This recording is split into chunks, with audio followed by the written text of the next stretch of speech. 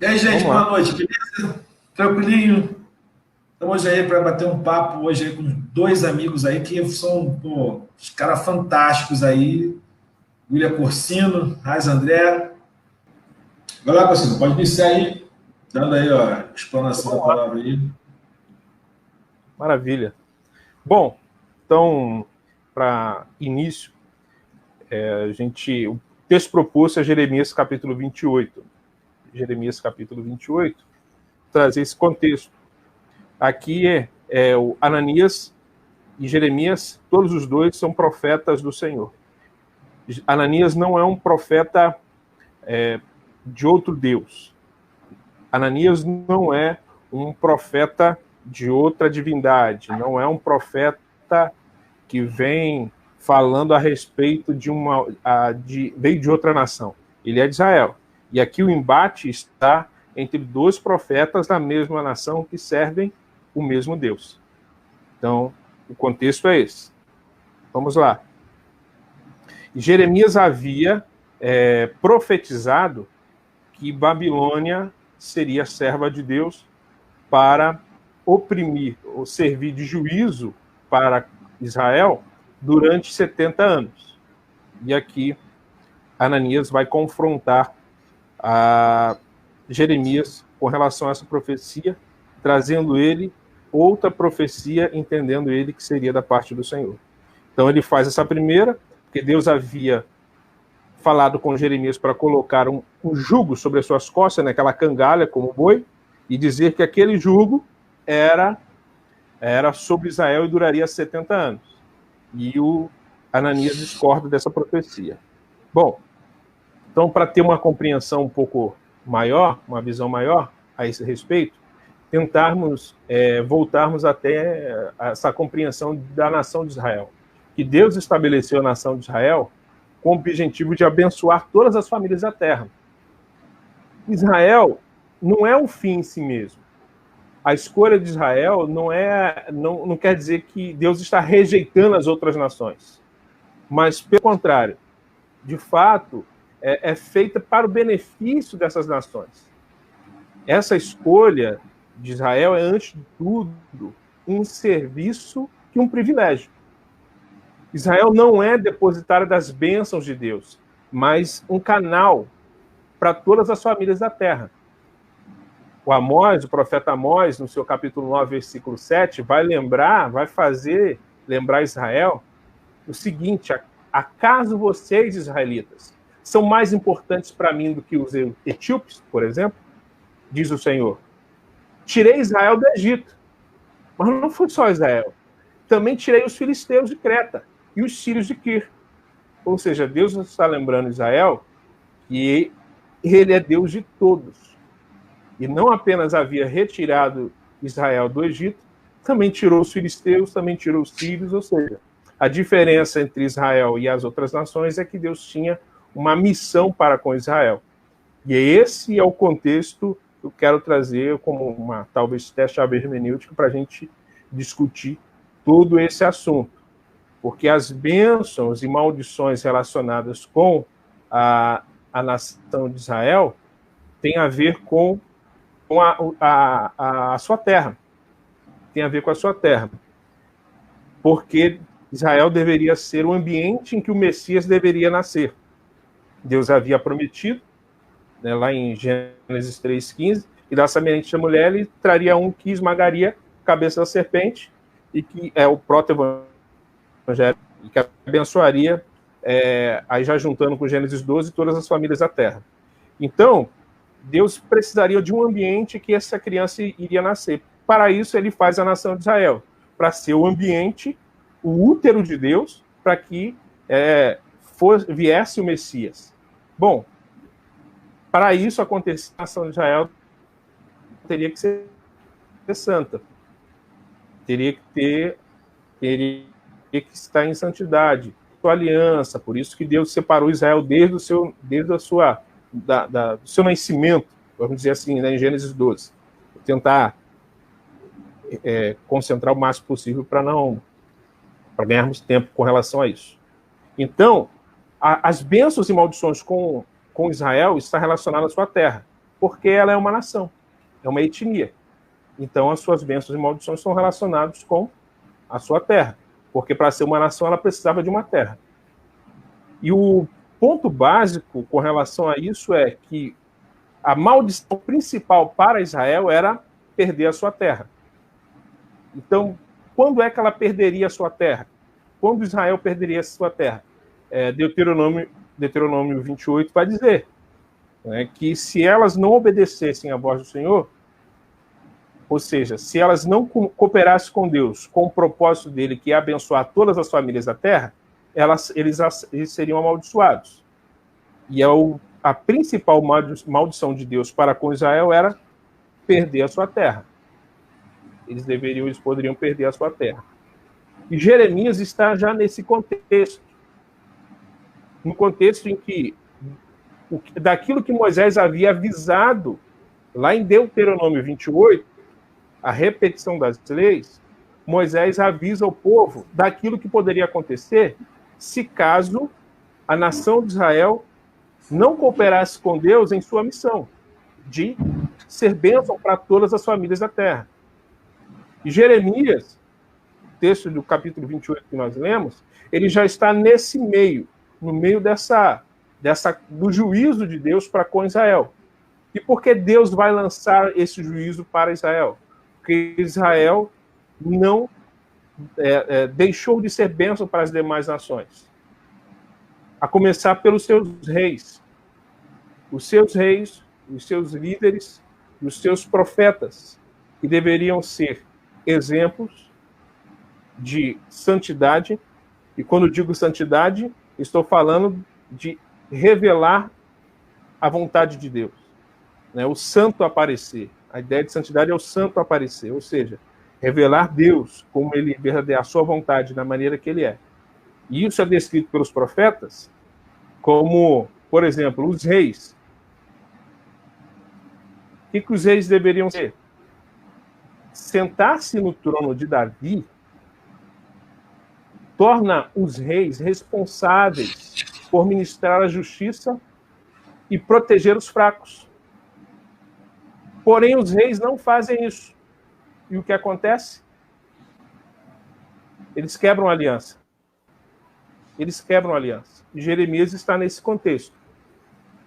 Jeremias está nesse contexto de uma nação que quebra a aliança para com Deus, e ele, então, avisa essa nação que ela deveria, então, voltar para a antiga aliança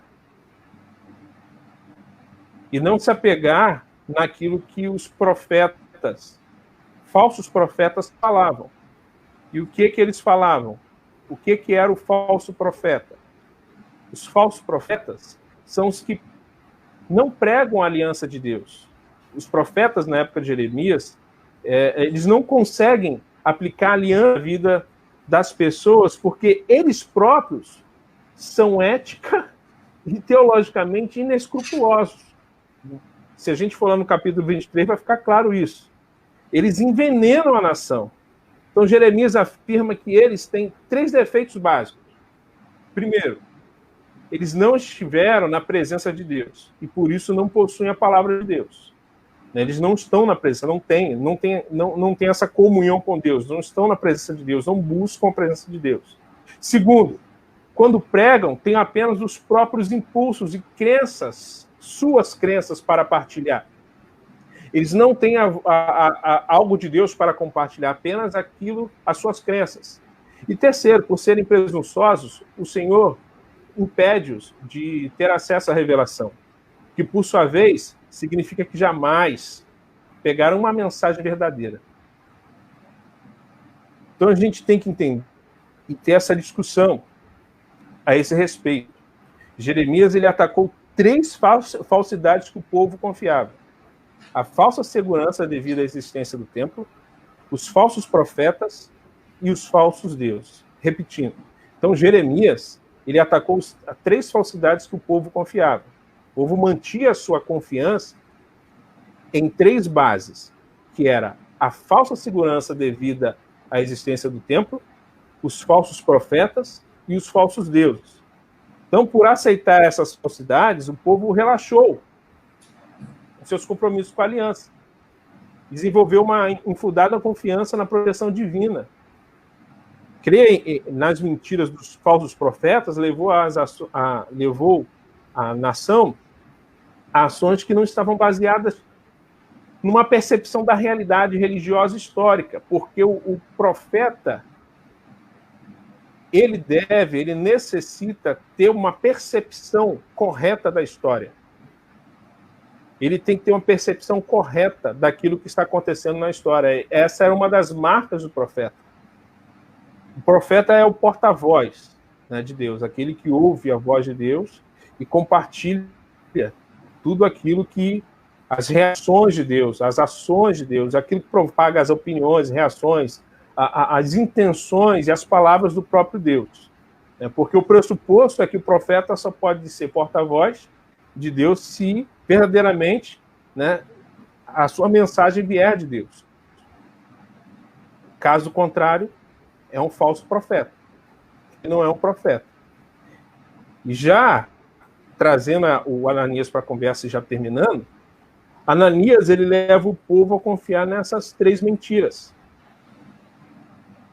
Baseado em Deuteronômio 13, e Deuteronômio 28 e 29, o que ele prega é rebelião. Por isso que o texto que nós lemos diz que ele pregava rebelião, porque ele falou o que Deus não falou. Ele disse que Deus falou algo, porém a sua percepção da história era completamente equivocada.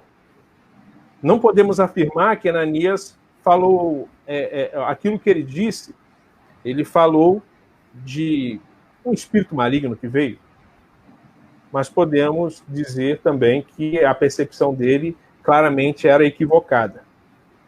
Ele, ao invés de ouvir aquilo que Jeremias estava dizendo e colocar diante de Deus, ele preferiu ver as melhores coisas. Não, é só daqui a 2 anos. Porque havia um partidarismo político e ele era de um lado. E a política que ele defendia era: nós vamos estar ao lado do Egito para derrubar Babilônia. Porém, Jeremias disse que Babilônia estava a serviço de Deus. Então havia aqueles que defendiam, como Jeremias, entendendo que Deus era o agente daquilo que estava acontecendo, estava então ao lado da Babilônia. Já o Ananias tinha compreensão diferente, de que deveria então estar ao lado do Egito para poder se insurgir contra o Império Babilônico. E ele entendia dessa forma. Então, só para ter esse contexto aí e a gente começar a nossa discussão. Colocando aí mais uma vez os 3, né, que o Jeremias atacou: a falsa segurança devido à existência do templo, os falsos profetas e os falsos deuses, né? E é interessante que a gente olha para Jeremias também. Eu quero convidar o povo para dar uma olhadinha lá em Jeremias 6, verso 14. E aí eu acho para a gente também falar um pouco sobre isso. Depois dizem que a gente não é crente, que a gente não que a gente não lê a Bíblia, né? Só Jesus, né? Só Jesus. Diz assim, ó, lá, vou ler o 13. Vou ler o 13, verso 13, Jeremias 6, verso 13 e verso 14. Diz assim, ó: desde o menor até o maior, todos são gananciosos. Profetas e sacerdotes agem do mesmo modo. Todos são falsos e vivem na prática do engano. Eles tratam da ferida, enfermidade, do meu povo como não fosse grave. Shalom, paz, haverá paz. É o que costumam dizer, quando, em verdade, não há paz alguma, nem hoje, nem amanhã. É interessante, né? Por isso que Jeremias foi considerado o profeta do caos, o cara que ia só abrir a boca para poder falar das coisas pesadas que aconteceriam, e ele foi mal visto, foi desmerecido pelo povo, foi várias tentativas de desqualificação, até o surgimento potente dessa oposição qualificada que foi Ananias. E aí, quando a gente olha para o cenário de hoje, quantas lideranças continuam com as suas igrejas abertas, os templos lotados, muitos estão agora usando esse momento para poder pregar algo totalmente absurdo e apresentar ao povo uma tal de unção que diz que vai proteger o povo, como a gente sabe que isso é algo grave, que é tentar a Deus, sabe? E o pior é que a tentativa desses líderes de desqualificação da doença, e com isso nós temos hoje pastores, mulheres de pastores, filhos de pastores, familiares de pessoas que estão falecendo, pessoas nossas irmãzinhas, nossos irmãozinhos, que estão lá no banco, sentadinho lá, ouvindo a sua pregação e tal, e que estão morrendo também. E o mais perverso, que muitos campos, né, desses grandes campos aí, que seus pastores estão morrendo, seus pastores estão sendo submetidos à doença e que não estão divulgando, não estão falando. Em nome de quê? Essa é a pergunta. Em nome de quê? E quando a gente começa a esmiuçar, a gente percebe isso que foi dito. Em nome de um falso Deus. Falso Deus. Falso Deus, né? de um discurso idolátrico, de um discurso de alinhamento direto a um movimento ideológico que ganhou dimensão política e que já ganhou uma versão teológica. Então, quando a gente fala em relação a isso, quando a gente pega o texto bíblico, né, de falar do profeta Jeremias, é dizer que ainda hoje, né, passado anos e anos e anos, hoje, nós estamos tendo o mesmo fenômeno. O povo, sabe, com aquele desespero, nós não temos uma liderança que fale o povo a verdade. Pelo contrário, todo dia a gente vê divulgação de fake news. Eu vi uma foto que me assustei, de um irmão, né? Como diz como o Cassim e Cocino falaram. O Ananias, ele não era do diabo, não, ele era de Deus. Ele não era profeta de um outro Deus, ele era profeta do Deus de Israel. Mas sendo que ele foi seduzido com a lógica de ficar bem na fita, com a lógica de agradar o rei, com a lógica de paparicar o rei, né? E aí ele acabou negociando a palavra de Deus, negociando a condição dele de ser voz de Deus para o povo, para poder ficar bem. E aí, hoje eu vi uma foto que um irmão, homem de Deus,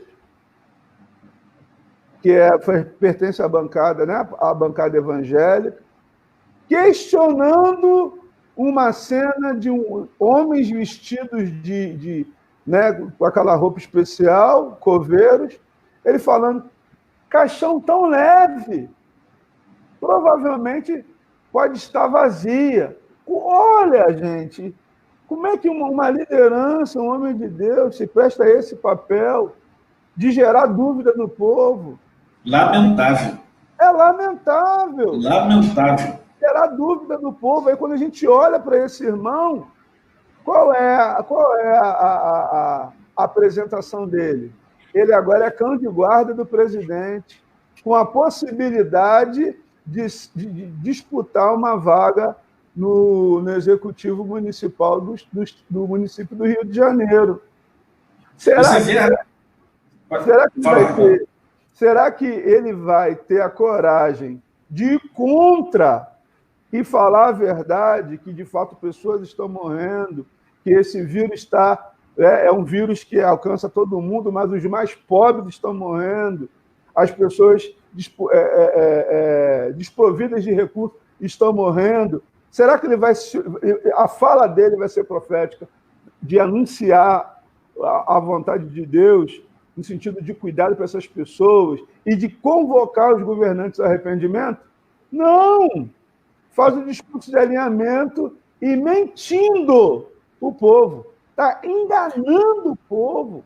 E a palavra de Deus diz que infelizmente, esse tipo de atitude, para ficar bem com o rei, era algo que aconteceria. Então, para corroborar com a fala do André, o Pedro vai falar para a gente no seu capítulo, no segundo epístola, no capítulo 2, vou usar o mesmo, a King James também, já que você utilizou. Vamos embora. Eu sou muito desviado, né? Armin não é geleano, varão, então tá tudo certo. A minha é católica, eu sou muito desviado. Tá tranquilo. Fica tranquilo que eu tô com ela aqui também, a Bíblia de Jerusalém, irmão.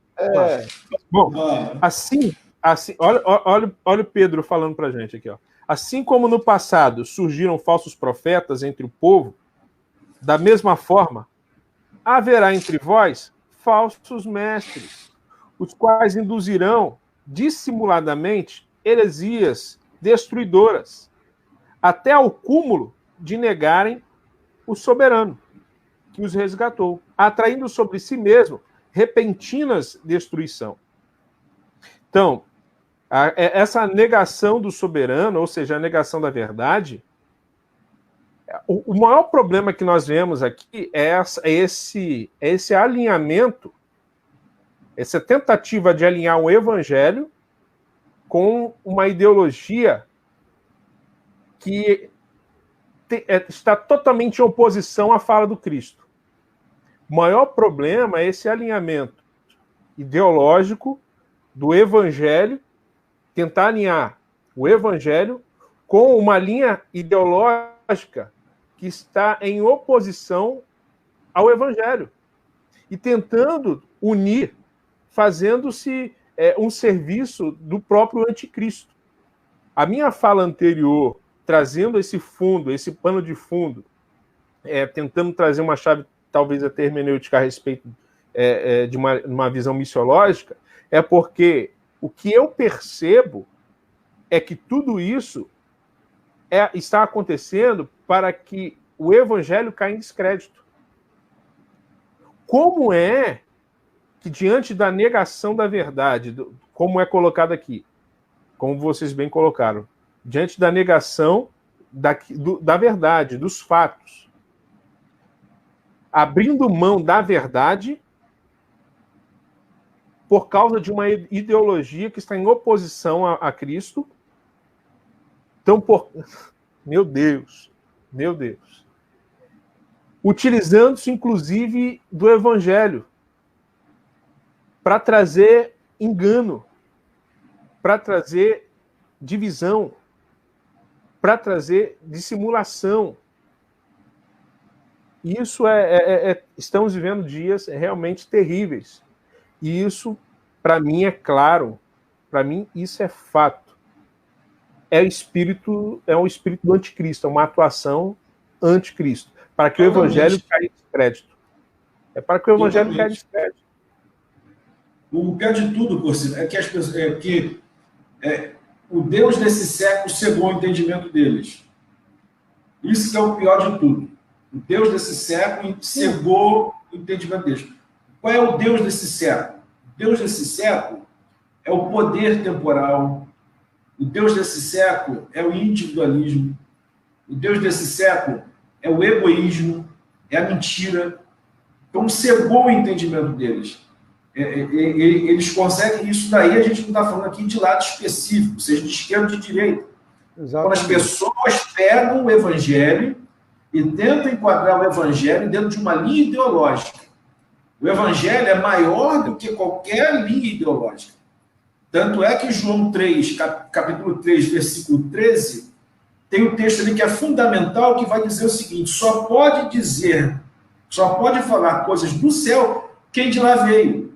Então, a direita e a esquerda são posições terrenas, ideologias humanas, e o evangelho é algo que está acima de tudo aquilo que foi idealizado, projetado, como utópico ou não, pelas ideologias humanas.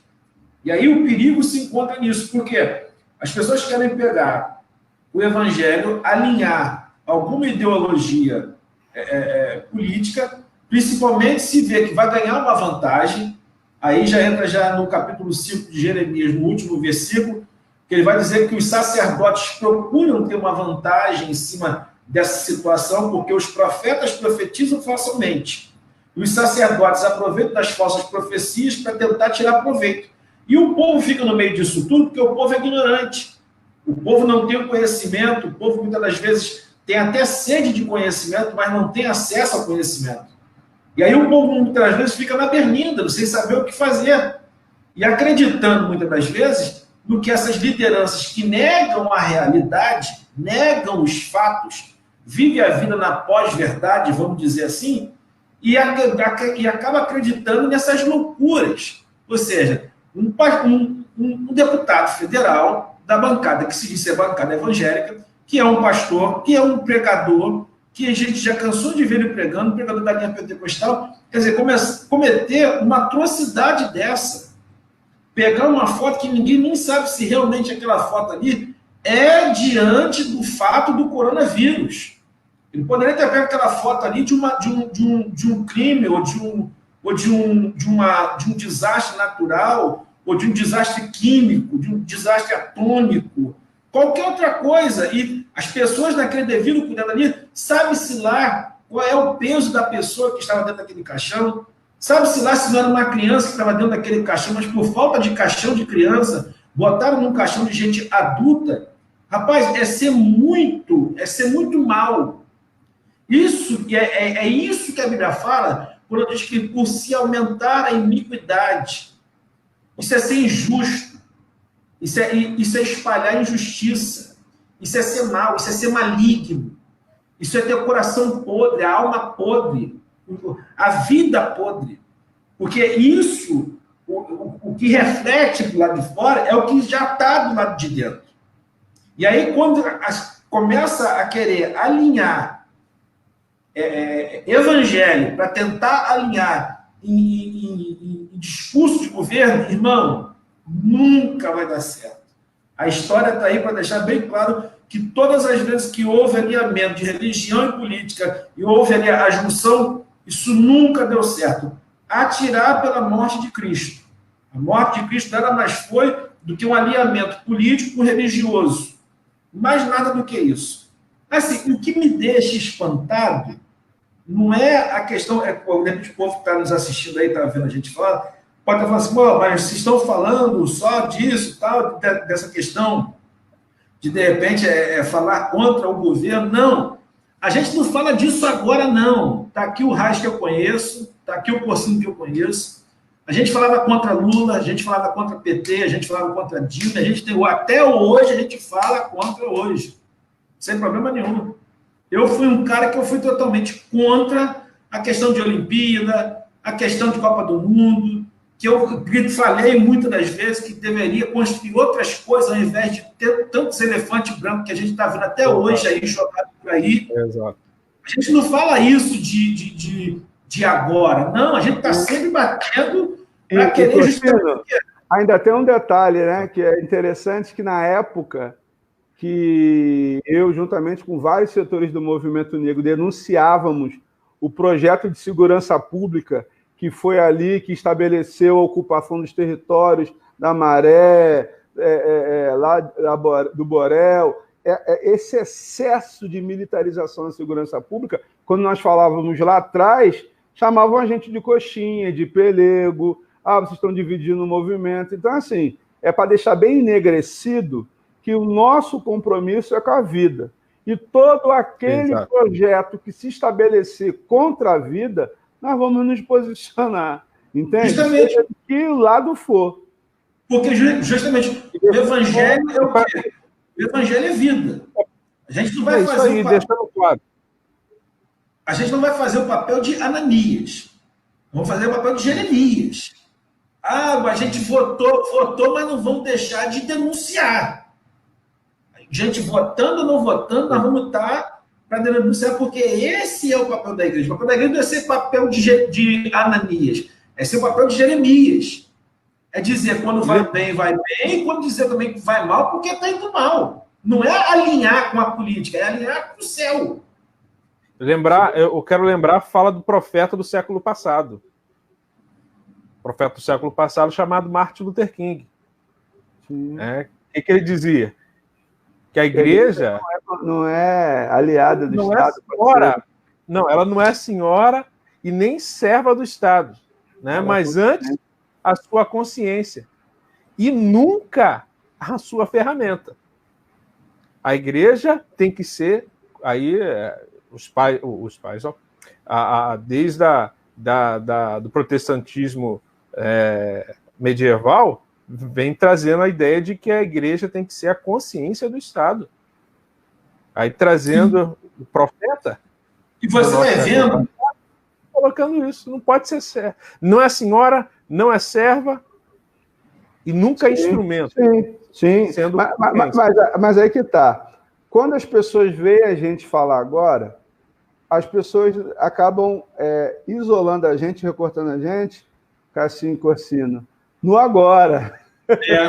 Isso aí. A gente já está na luta, velho. Ó, desde a época da campanha contra o voto de Cajado, junto com a Rede Fale, fazendo a denúncia dos dois lados, esquerda e direita, meu irmão, o povo não é massa de manobra. Não é. Mas sabe qual é? Isso é um gatilho, né, como os psicólogos chamam, o chamado gatilho mental, para quê? Para que você não reflita. Então é colocado para a população, ela vai massificando essa ideia. Então, quando vem algo que é contra aquilo que você pensa, ao invés de levar você a refletir, é colocar um gatilho mental para que você automaticamente traga um questionamento do tipo, onde é que você estava? E o PT? Oh, Jesus, que luta. Famoso gatilho mental. Ou seja, com isso ele entende que ele não precisa refletir sobre a situação atual. Porque ele foi doutrinado, essa é a palavra, por essa religião inconsciente, ou melhor, por essa religião virtual, que ele não pode refletir, mas ele tem que repetir, e aquilo que muitas igrejas fazem, felizmente, que não é ensinar o evangelho, é repetir algumas práticas, né, os chavões, principalmente no mundo pentecostal, né, Mike? Os chavões pentecostais. Sim, e ainda mais nas eleições para governador do Garotinho, houve ali uma troca ali, que foi a questão do cheque cidadão. Um escândalo. A questão do cheque cidadão, que foi um escândalo, que teve muito desvio. Eu estive em igrejas onde houve desvio, foi um escândalo muito grande, e que eu lembro que na época só permitiram, justamente para fazer essa massa de colocar o cheque apenas em templos religiosos. Não poderia ser colocado em centros de umbanda, de candomblé, até tinha depois que fizeram uma força, mas era descomunal, era tipo 100 templos, 5 centros de centro espírita, entre aí centro espírita e candomblé e umbanda e essas coisas. Mas não tinha mais do que isso. Justamente mostrando que a todo momento essa manipulação da massa para querer facilitar para alguns pastores, para querer ter o apoio de alguns pastores. Ontem mesmo eu postei sobre isso, ontem eu estava falando que no ano 2000, lá 2001, teve um candidato a vereador, que foi o que instalou aqui no Rio de Janeiro o dia de ontem como dia de Jorge, como feriado, que ele chegava lá com as suas guias, sentava, assistia o culto. O pastor da igreja, que adorava sempre expulsar, exorcizar alguém, nunca exorcizou aquele homem. Para mim, nunca fui também dessa coisa de querer ver todo mundo, querer botar a mão na cabeça dos outros, mas aquilo me espantava, porque um homem que gostava de fazer isso que todo mundo fazia com ele, por quê? E aí depois eu descobri que ele estava em campanha, aí o pastor levou ele para o púlpito, falou que ele era um homem de Deus, falou que ele era falou que ele era um homem de Deus, falou que ele era o raio que ele dá o nome e sobrenome. Falou assim, e aí por quê? O homem, se ele ganhasse, ele fez um trato com o pastor. Para a igreja, eu sei que para a igreja ele cumpriu, que foi a questão das cestas básicas. Cumpriu, durante o mandato dele, deu lá as ajudas dele lá com cesta básica lá para a igreja lá, Mas, quer dizer, depois houve uma investigação e ele foi preso. E parece que estava envolvido pelo que foi constatado pela polícia e a condenação dele, que era envolvimento com milícia. Ou seja, com certeza, o pastor sabia de alguma coisa. Eu não sabia, porque eu era naquele momento, então, até naquele momento ali, eu era aquele momento que acreditava que ele era 100% crente. Então, eu estava naquela fase da inocência de igreja ainda. Mas você vai vendo que existe esse alinhamento, muitas das vezes, para uma questão de quê? Para tentar puxar o povo e fazer do povo número. Número de votos. Não tratar as pessoas. É o curral eleitoral. Então, manipula-se pregação, manipula-se a mensagem do púlpito, manipula-se o que é que de fato está acontecendo no momento da eleição, o que quer que seja. Pô, foram falar, meu irmão, da mamadeira. Pô, é algo surreal. Surreal. E jogaram isso para onde? Para a igreja. Sim. Mesma mentira, né? Você entendendo? É fake news. É fake news. As pessoas têm que entender. Hoje, um companheiro aí da rede social postou lá, para os amigos aí que debate política, entende política, quem vocês indicariam que viesse trazer um governo de paz, justiça e liberdade? Aí eu falei, Jesus. Aí ele riu e falou assim, pô, cara, sabia que ia ver coisa boa aí. Eu falei, mas cara, o que você quer é Jesus. Não adianta ficar falando o que o fulano vai fazer, Beltrano vai fazer, senão não vai. Principalmente se tratando do Brasil. Eu costumo dizer que o Brasil, esse negócio de... Primeiro que no Brasil não existe esquerda política. Isso daí é o fantasma de 64. Não existe. Não existe. Se você pegar de 79 para cá, conversar com pessoas que participaram do PCB, que foram do PCB, existem pessoas de esquerda. Agora, partidos políticos de esquerda que são realmente de esquerda, não tem. Pode ter um mais para lá e um pouquinho da direita, mas a esquerda mesmo, conforme a gente entende teoricamente como esquerda, não tem. Porque se tivesse, já teria feito já muita coisa aqui nessas ruas por aqui já, e que não faz. Então, quer dizer, o que acontece? Se inventa os mitos, baseia-se as histórias nas mentiras, pregam mensagens baseadas nas mentiras, espalham as mentiras e querem que depois Deus tenha a mão dele no meio dessa situação. Difícil, né? O cenário hoje, para nós, né, aponta muitas coisas. Né? Primeiro, que tá difícil para muita gente descolar do que está posto aí, porque assim, foi muita mentira. Pessoas sendo mobilizadas a darem seu sangue pela nação, pelo Brasil, e aí a gente vê que as lideranças em si estão pouco se lixando, se preocupando pelo poder. Né? Então, trocar o evangelho, o poder de servir, de ser igreja, pelo poder político.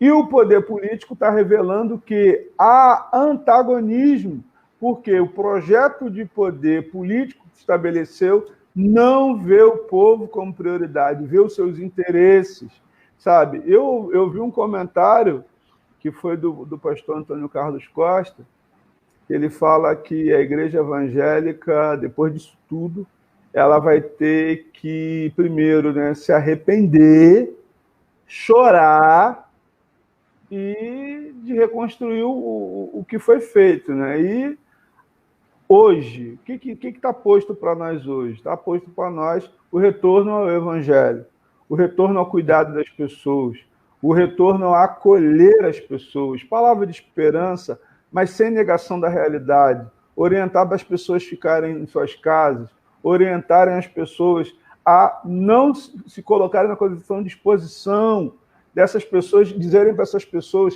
que elas não estão deixando de adorar, de servir a Deus, porque elas estão em suas casas, sabe?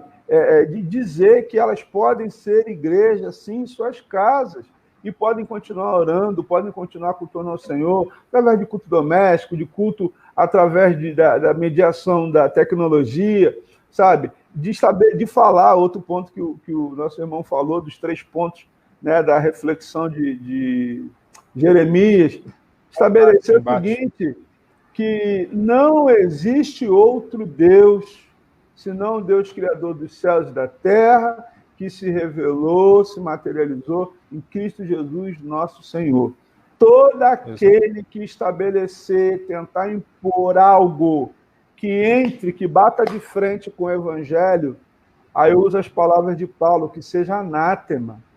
Que seja anátema, sabe? Foi negociado. Eu vi uma pregação de um irmão que ele falou que se escandalizou quando diziam, quando transformaram a palavra bandido bom, bandido morto em algo sagrado. E ele denuncia, ele diz, não, o nosso Jesus diz, hoje mesmo estarás comigo no paraíso. Então, que a gente possa retomar o Evangelho, que a gente possa continuar com a nossa condição cidadã. Continuamos cidadãos, temos preocupação pelo país, mas que essa preocupação pelo país não se torne uma seita, não se torne uma idolatria, não se torne algo que te sequestra do amor de Deus, que te sequestra do Evangelho, que te faz ter ódio das pessoas, que te faz você ficar de mal com as pessoas, que faz você ficar longe das pessoas. Isso que faz você ficar longe, faz você ficar de mal, faz você brigar, isso não é reino de Deus. Isso é seita. E assim como Jeremias, nós, eu e você, todos nós, temos a responsabilidade de falar aquilo e continuar naquilo que o Senhor falou, né? Aquilo que o Senhor quer. O Senhor veio para que nós tivéssemos vida e vida em abundância. Então, nós continuamos na luta pela vida, e que ela seja plena, que não seja uma vantagem só dos cristãos, mas seja algo para todos e todas. Não só os homens e mulheres, né, a coroa da criação, mas o conjunto da criação, né, que se redimiu, foi redimida através de Cristo Jesus na cruz. Por que a gente está falando assim? Porque o espírito da Ananias está aí, através da fake news que você recebe no teu telefone, que vem com mentiras, que vem falando com dados falsos, que agora está nesse momento, disseminando mentiras sobre o Sérgio Moro, como disseminou mentiras sobre o Mandetta, como disseminou mentiras no processo eleitoral. Para defender quem? Para defender quem? Corroborar que você falou da verdade, corroborar com Jeremias. Sim. Mensagem do Senhor dos Exércitos de Anjos, 23:16 ao 17. Não preste atenção aos sermões dos profetas. É tudo vento. Mentiras. Mentiras e mais mentiras. Eles estão inventando tudo. Nenhuma palavra do que dizem vem da minha parte. Eles pregam, vai dar tudo certo. Não está acontecendo nada, é mentira. Não tem vírus. A gente que não conhece, é gente que não conhece Deus. Pregam, nunca vai acontecer nada de mal a vocês. Esses profetas alguma vez quiseram se encontrar comigo, o eterno verdadeiro? Alguma vez se esforçaram para receber o que eu tenho a dizer? Alguma vez ouviram e depois puseram em prática a minha palavra?